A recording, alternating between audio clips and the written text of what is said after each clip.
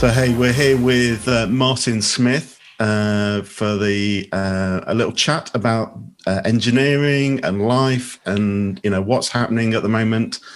And Martin's background actually is in sound engineering. So, the first time I met Martin, I was probably about 14 or 15, I think. And Martin was working at ICC Studios down in Eastbourne. And he was editing in one of the suites. And I traveled down there with my dad. And I think that was probably the first time I met you, Martin. Wow. A long, long time ago now. Yeah. And so tell us a little bit about your journey. How did you get involved in at the studio there? Wow. Well, hey, thanks for having me, Dan. You're doing a great thing with this church summit. It's amazing, and so thanks for having me on. I started life as a kind of a hanger-oner in a studio.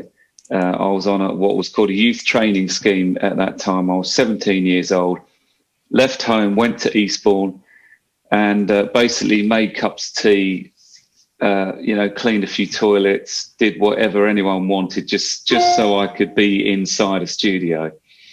And I didn't realise it at the time, but I was into music, but I thought this is the only way I can get into music full time was by having a job inside it. And so great, let's work in a studio. And I got into the engineering. Of course, in those days, it was on big analog boards. I think we had a couple of Trident boards. One was an ATC, big wooden framed 32 channel input, 24 subgroups. And it sounded really great. The preamps were really good in that.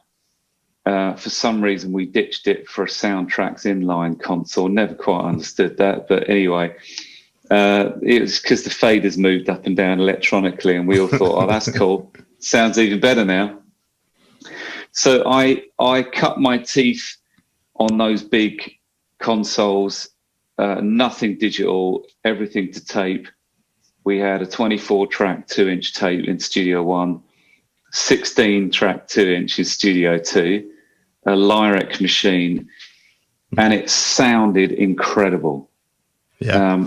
But every day something would go wrong with it, and that was the problem. It was like a difficult friendship with a woman, like absolutely drop dead gorgeous, but a little bit troubled. So you had this trade-off of like, this machine is gorgeous, but I know at some point today there's going to be trouble. And so but that was the way it was then. And so the session had a pace to it. You would cut drums to those machines and instantly it would sound incredible. No plugins, no filters, no extra stuff. It just sound brilliant. So all the stuff we try and do in Pro Tools now, you would just get that straight away. Yeah. And then what I found in those sessions, you wouldn't have to add much for it to sound great. So now on Pro Tools, I would open up a file and there's 289 tracks. And then you had 15 tracks to work with because, this track 16 was your time code. Yeah. And that's what would drive drum machines and all that old fashioned analog stuff. So that's what I did. I did that for 5 years.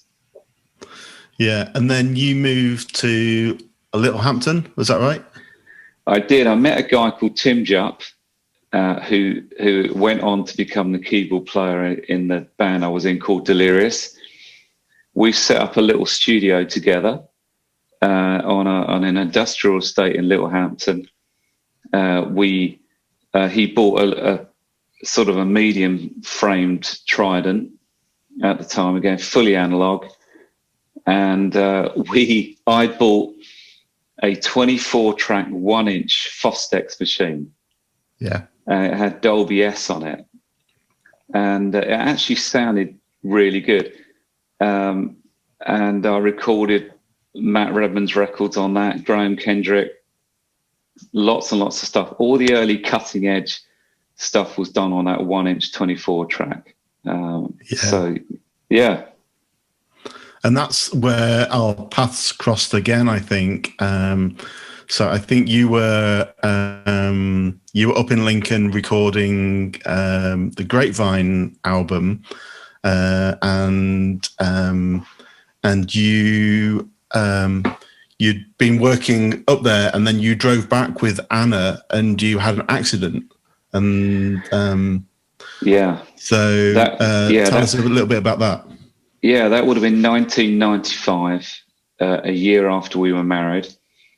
My wife, Anna, was with me at Grapevine, as you say. We were recording everything and then put the machine in the back of my car, ready to spend, a week editing it. And I think we were 5 minutes from home. So we'd driven 4 or 5 hours, 5 minutes from home. And I did that classic thing that every sound engineer has to cope with, is being exhausted at night after a show, driving through the night back to see your kids. And I fell asleep at the wheel. I just lost my concentration, relaxed, drove into a brick wall, smashed the car up, nearly killed everybody. I broke my leg and was in bad shape. And then anyway, spent a couple of weeks in the hospital. And that was a big trigger for me about what do I really want to do with my life. Yeah. So I remember that being a real key time. So I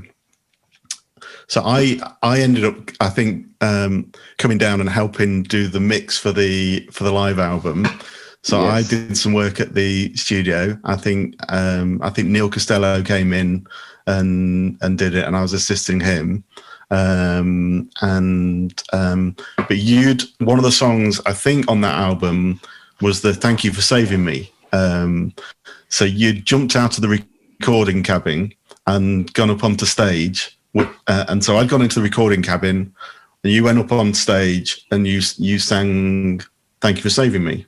Yeah. And that was a real moment at the event, but that kind of seemed to change your track a little bit. How did that all come about? So I'd been leading worship a bit, and by then I'd moved to Littlehampton, got married, was still a freelance recording engineer, but I was starting to produce a bit, start to write songs.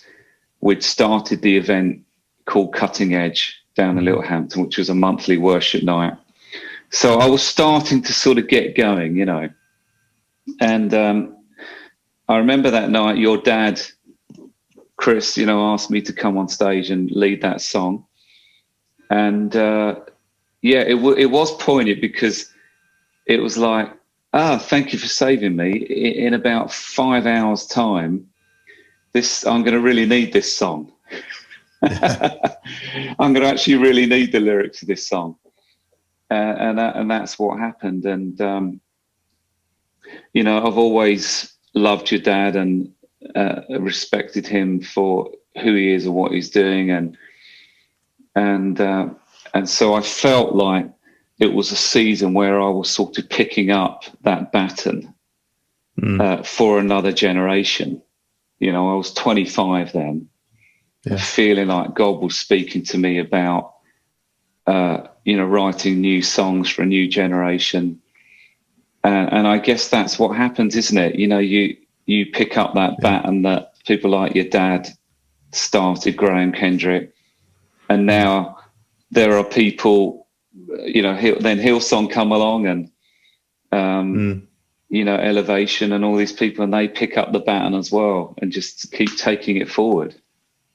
Yeah. So you kind of went into the delirious stage, I guess. And Yeah. And so King of Fools, we'd actually we bought all the gear from Tim. So that Trident desk, some mics and tape machines, and so we set up a studio in. So I think in '96 we bought all that gear. So it was very kind of quick, wasn't it? It's kind of like there's a point when you're doing that, and then it's like, yeah, it moved on. I know, and I think that's something for us all to think about, isn't it? Is that when God starts to speak to us, it can be very quick, the change and the transition. So yeah. I know it's super hard for everybody out there right now. You know, there's no work, there's no shows, there's no gigs, it's just all dried up. But you have to know that God's a great dad, that he does know he's in charge, and that the phone can ring at any point and suddenly you're off on another tangent, or you get an idea waking up in the morning. So just keep doing that, keep doing. But I was in hospital recuperating from that accident. I read a great book by U2 on how they're creating, and I was just, do you know what? I think that's what I want to do. I gathered all the guys in the band at that time, you know, Tim, Stu and Stu G. I was like, what do you reckon? Should we leave our jobs and go for this? And that's what we did. We had 3 months to decide, and then 3 months to sell everything. Yeah. And it was a real leap of faith. And at the time, it was like mad. Like, what do you mean you're going to start a Christian band and that's all you're going to do? You're selling like... And so, yeah, you came down, you bought the desk, which was amazing. And you sort of took that on into your world. And we kind of threw all that out of our boat, and off we went and started leading worship around the world. And great story, really. Yeah. And so I guess the other person that was involved in that whole thing alongside Tim and yourself was old Bomber Burton. So Paul, one of my, I don't know whether he knows this, but one of my kind of engineering heroes, really. And I always looked up to him for lots of reasons. But one of the reasons was that Paul was just really adaptable, and something would happen and he'd just change tack, and he'd just like go, right, oh, I'm a PA company. Oh no, I'm an editing company. No, I've got a recording studio. And I always really liked that. And so he was upstairs, wasn't he, in the at the studio. But he became your sound engineer a lot of the time with Delirious. That's right. What was it about Paul that kind of connected you guys?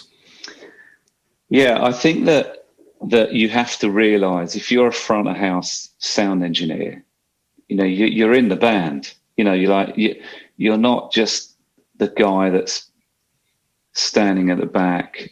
It's a functional role. It's emotional. Like you're feeling what's going on. You have a perspective that you're sort of in the crowd.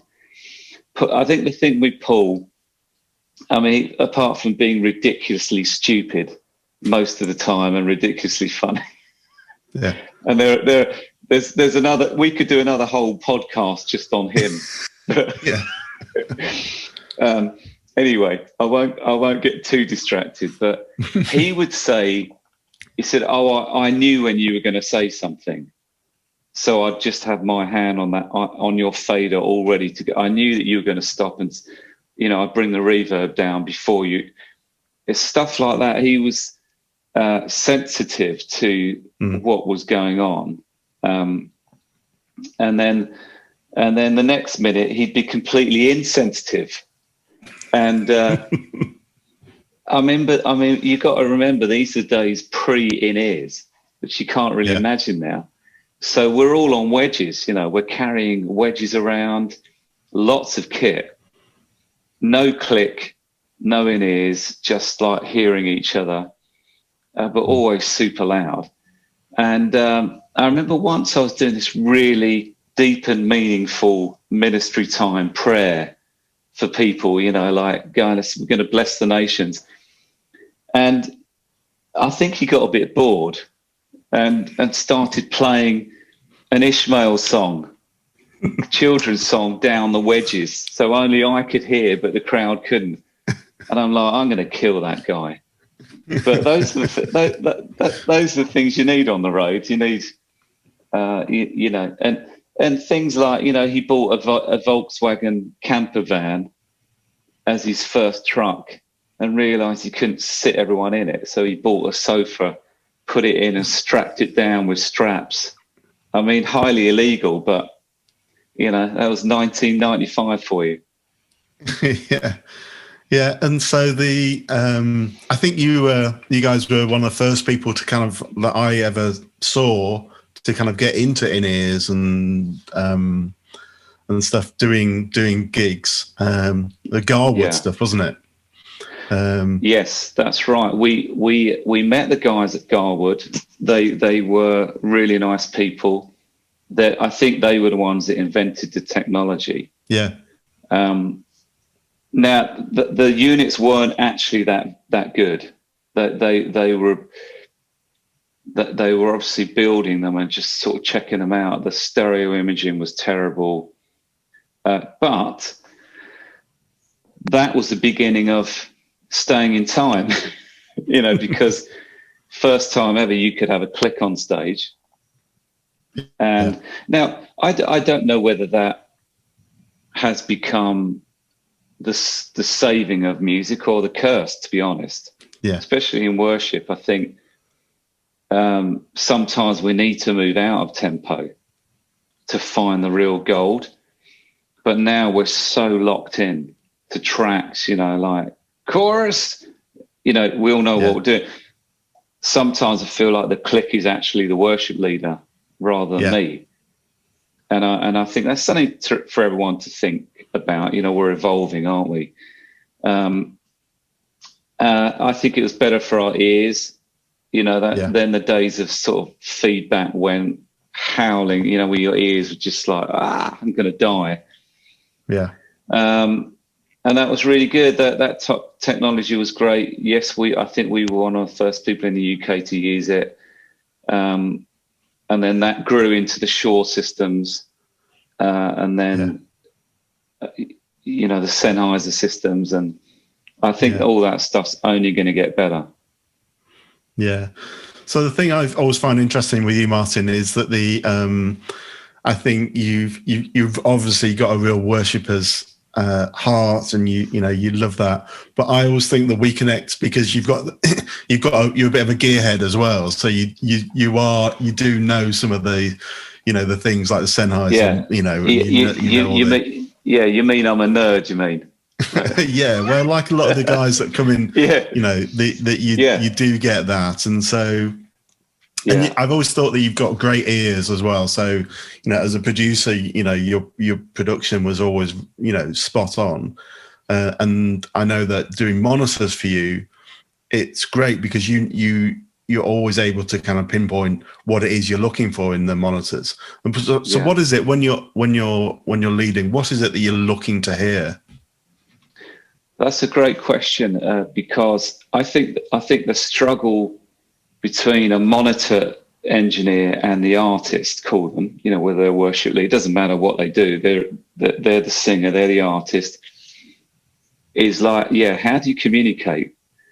And that's what I can see is a problem. Like the singer is saying, oh, I just need more of everything, you know, and then the monitors guy going, no, that's the wrong question.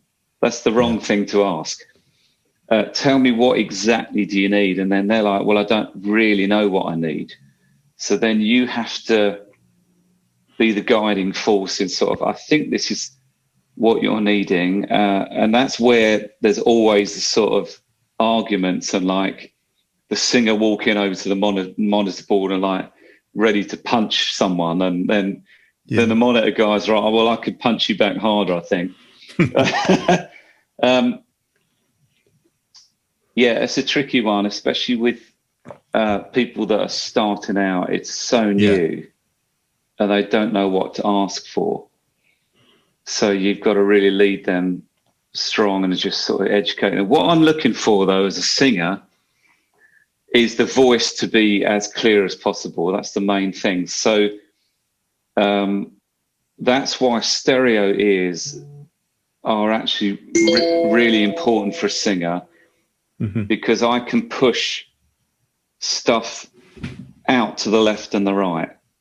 Yeah. So like in my mix, I'd have the click in my left ear. I don't want that in the middle. I just want it out of the way. I want to hear it, but I don't want it there. Guitars I can push off left and right. So I'm trying to use the image to sort of clear that the middle of the road. Not loads of reverb.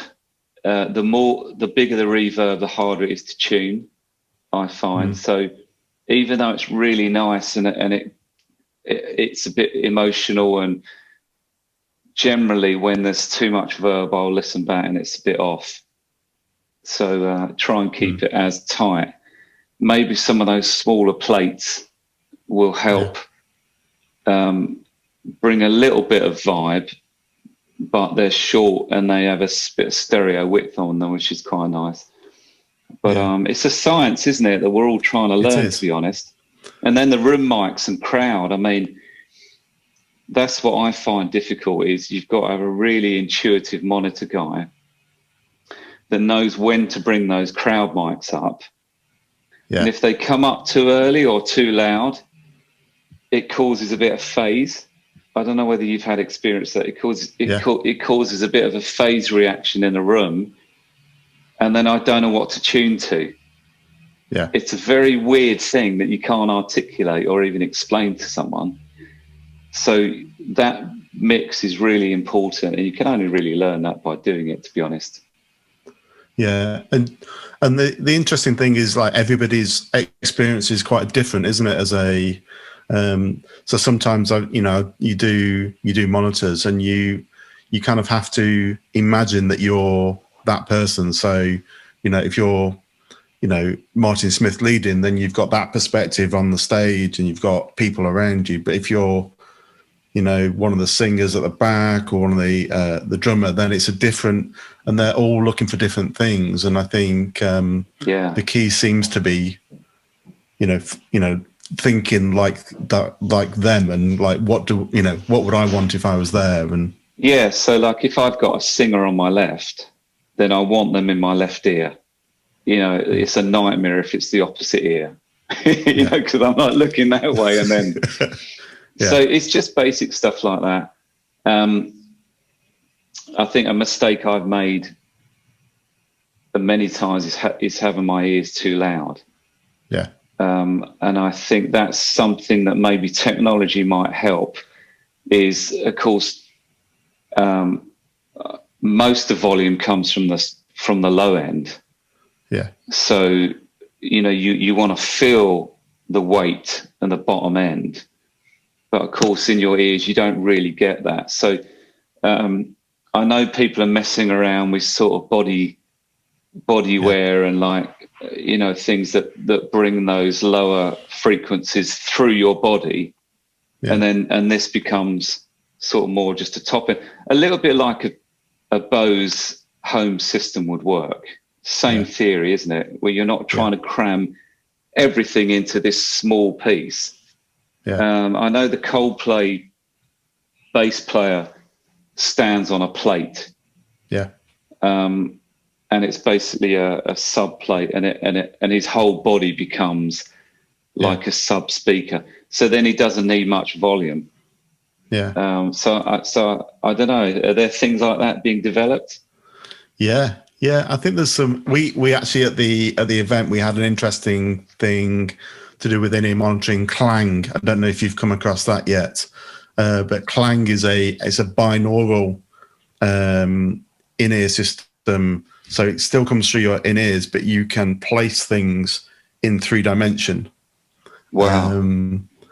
And so I think that, in conjunction with maybe a body pack or something, would give you a really interesting kind of monitoring experience. Yeah. But I guess the danger is, like you said, it potentially could isolate you as well. Yeah. Yeah, I think to be honest, if you think about the history of in-ears, sorry, we're getting nerdy now. It's only really 20, 25 years, isn't it? Yeah. And if you look at the history of live music, it's actually a really short moment of time that we've got this new technology that we're starting to learn.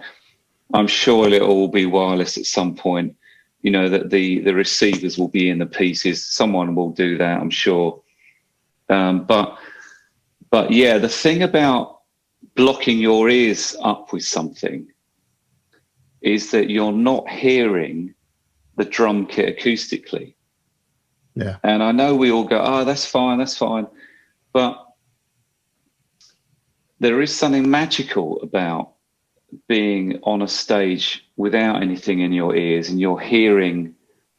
And I think if I can be a bit churchy for a moment, if you think of the Holy Spirit and how he moves, one, it's out of tempo.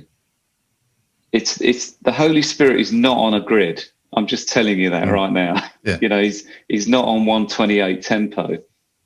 He moves. He's mysterious. So he moves out of tempo. He also moves out of time, and he's really interested in tone. So the sound of that snare drum, if it's not great, he won't like that either. And so I've noticed when the tones are amazing, the flow between the musicians is so good, and there's more space. If the tones are amazing, you all end up playing less. And I think that, and if you think about God speaking to us, he always speaks into the space between the notes. He speaks with the notes, but he speaks more into the space between. So the more space you can leave, you know, the more he speaks, and also the bigger the sound. That's a weird thing I've worked out over the years, that the less we all play, the bigger out front it is. The less I'm like screaming down the mic, the bigger it is out front. Yeah. So it's fascinating, isn't it? Yeah, it really is. And I think you know, I think you're a real pioneer in a lot of those things, and maybe that is your engineering background. That's kind of like you're tuned into that kind of sound, and you've always, you know, worked with great engineers, and you know the James and Adam and people that you worked with more recently. You know, fantastic ears and fantastic kind of heart for what they're doing. Have you ever experienced bad engineers or a bad experience? What would you say is like the worst thing that could happen? Well, I think that a great front of house guy, it should be all about emotion. You know, you're trying to take what's happening on the stage, and you're trying to press all the buttons that are going to pull even more emotion out of. So, which is why you have delays and reverbs and plates and like non-linear reverbs and like compression, and all these things create more emotion that's actually there. So that's a skill. I mean, of course, I've had bad experiences. You know, that's just part of life. But there's even a science and an emotion with low end. I mean, I've been leading somewhere, especially outdoors at a festival, and all the subs will cut out, and you're not doing anything different. It's still anointed or whatever it is, you know, you're still in the flow, but you can see people aren't connecting as much. And so it's that the weight of the sound is really important, because that vibrate, that connects with people's physical frame rather than their brains. Yeah. And I've noticed that people, when it's right, you can hold a whole crowd. even in a field. And I know that the front of house sound is perfect because whatever happens, people are connected. But then I also know the opposite. When it doesn't, I can be just busting a gut on stage and I know it's not connecting because something's not right.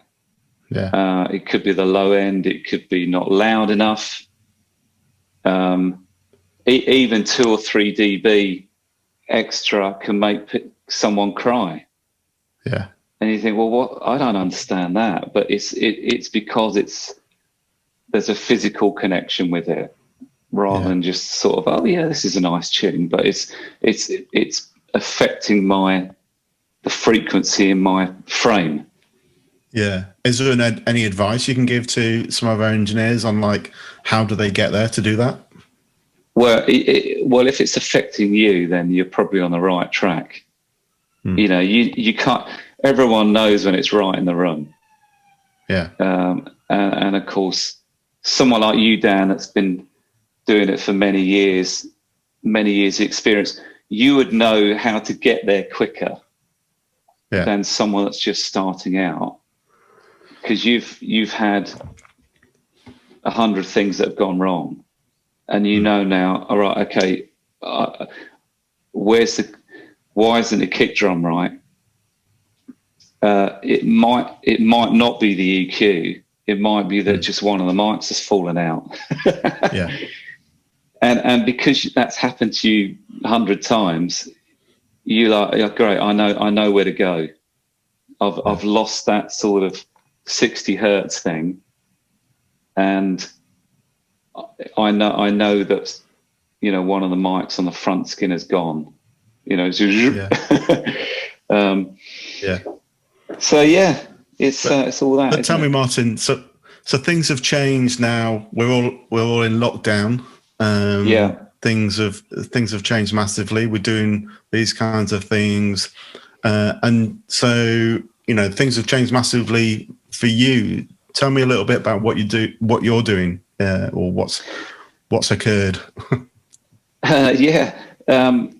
Well, like a lot of you guys, you know, it's been years of traveling, and you know, every other weekend there's something going on that I am leaving the family to go and do. And you know, by the grace of God, I'm still married, you know, 26 years down the line.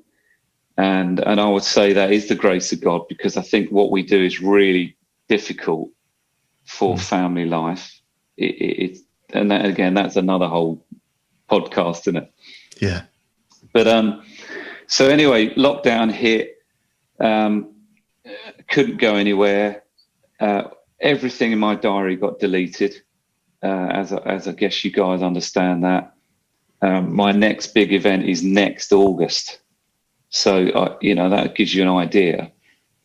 So anyway, I started recording like these 20-minute worship sets from home, 3 or 4 songs. Mates of mine that were running churches around the world said, look, we're dying here. We can't get online. We have no content. Our worship leaders are rushed off their feet. Can you record something, send it to us, and we can put it. And that's what I was doing. I was just doing these things, giving it away to people. And then I suddenly thought,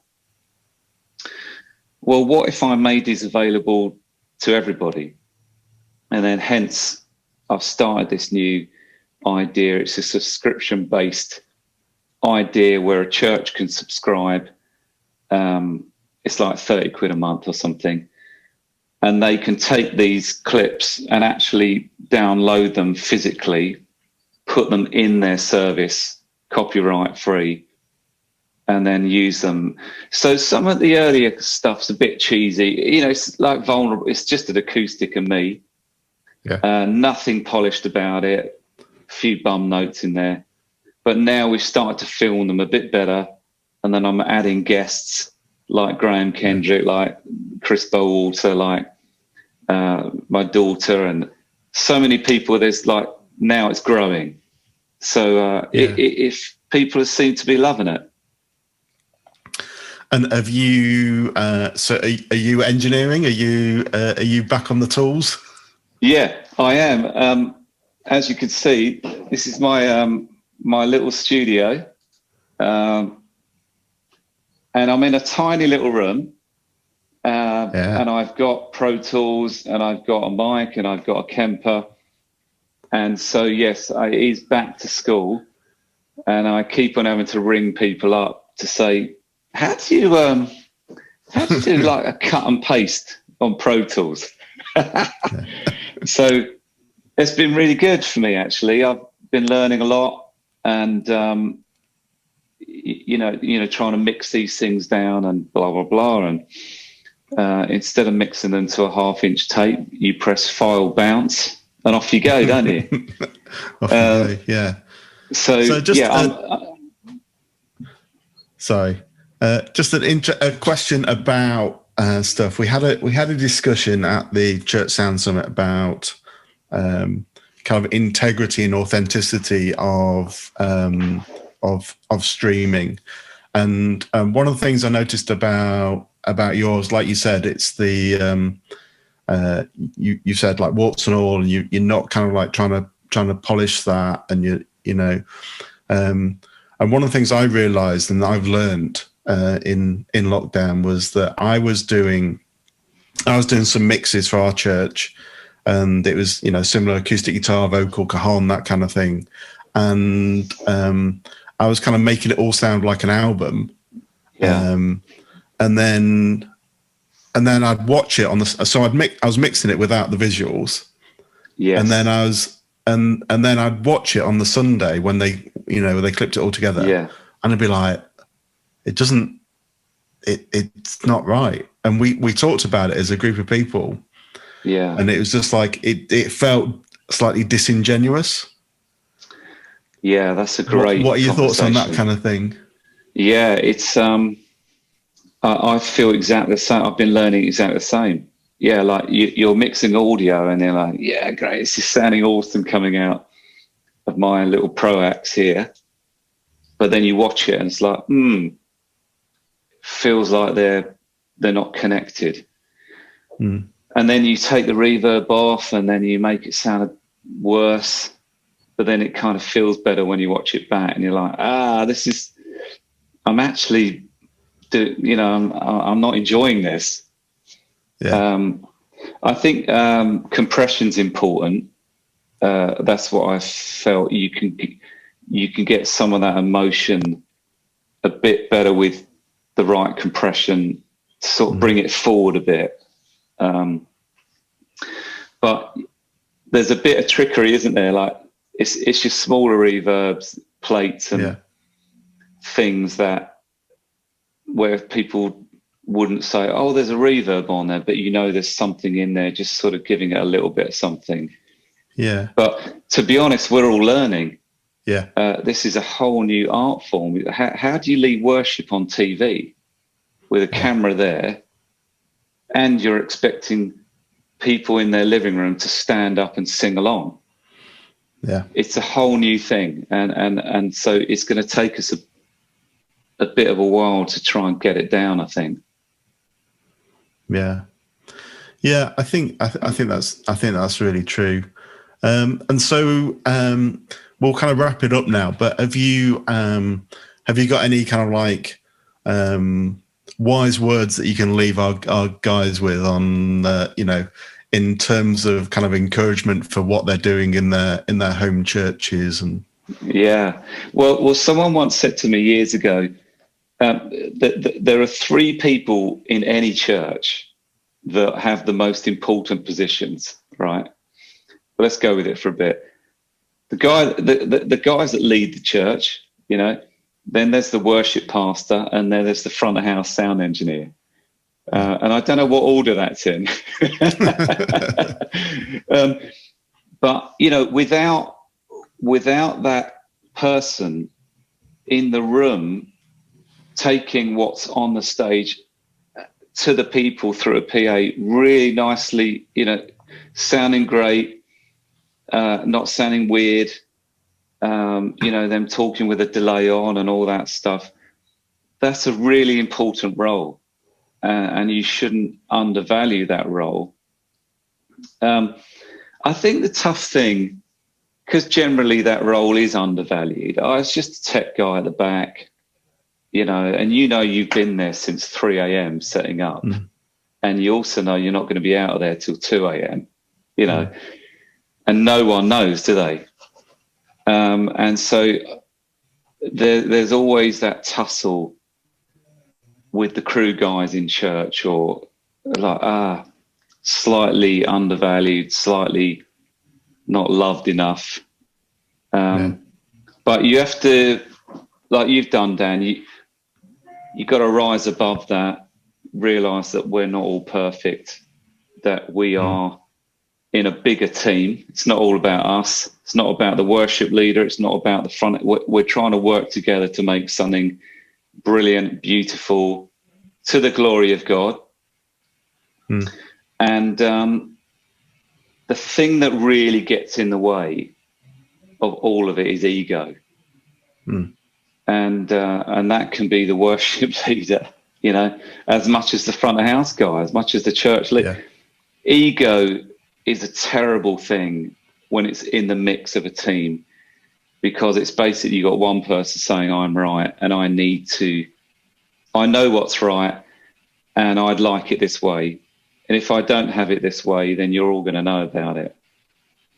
So humility is a massive part for all of us, where we listen to one another, we serve one another, and to get a great job done. And where I see that, that's always where there's the sweetest sound. Yeah. Good words to end. Thank you, Martin. Thanks for being with us for this, and I hope you enjoy, if that's a word, the rest of this period, and learn lots of new skills. And I look forward to seeing you in real life again soon, hopefully. Brilliant. But thank you very much, mate. Great, thanks, Dan, and lots of love to everyone. Keep going. I know it's tricky out there at the minute, but it will come good. God bless everyone. See you soon.